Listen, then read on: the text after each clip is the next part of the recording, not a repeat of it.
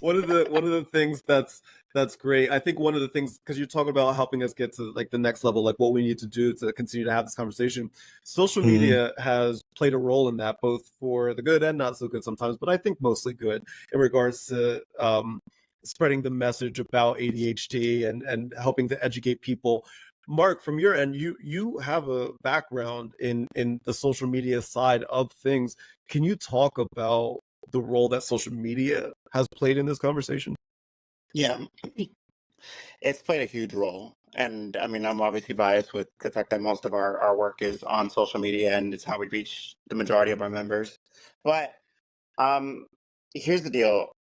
When it comes to navigating ADHD, if you explore ADHD spaces and ADHD podcasts and everything like that, almost very few times will you see podcasts or support groups meetings that are just about focusing or reducing hyperactivity or things like that.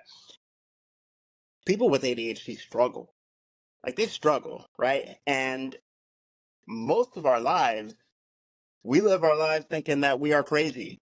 We live our Mm-hmm. lives thinking that there is something wrong with us and that we are broken and Mm-hmm. that everybody else is just, I don't know, everybody else is doing so much better than us and everything like that. All these Right. lies that we believe for, unfortunately, for most of our lives. So Mm-hmm. what we find is that when we decide to do something random like social media, like look up on social media ADHD and find a support group and impulsively join it. When we do something like that and we hear Fred on the corner there on Zoom talking about how he is having relationship issues with his girlfriend because his ADHD is really showing up and his laundry is like overdue. And as I'm thinking Mm-hmm. about that, I should probably get to my laundry too. I'm just randomly thinking about that. But You made me think of it too. yeah, yeah. As Fred is talking about that, Jake, who's newly diagnosed with ADHD, is nodding his head as he's listening in, and he's like, "Oh, I'm not the only one that struggles with this," and that's a Mhm. powerful thing. There's a space for learning all the tools and hacks and everything like that, but there's a strong space for feeling understood. And Mhm. social media is something like kind of like you mentioned. It can be something that's a force of bad or a force of good.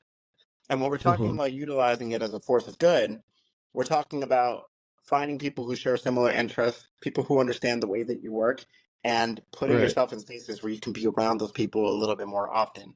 That's where social Yes. media can be Mhm. amazing. Like, I'm thinking about how cool it would be if I was 16 years old with ADHD, super struggling with self confidence, and I don't say this in like an egotistic way, but super struggling with self confidence, and I see somebody like myself who's speaking Yes. confidently and crushing it in life. You know what I mean? Yes. That's Mhm. that's that's a that's It's that's the gift that reassuring. social media has given me. You know what I mean? Absolutely. And Mhm. like you said, it can be either good or bad, and I'm just a big fan of utilize it to find your people and learn more about how to live your best life. Yeah.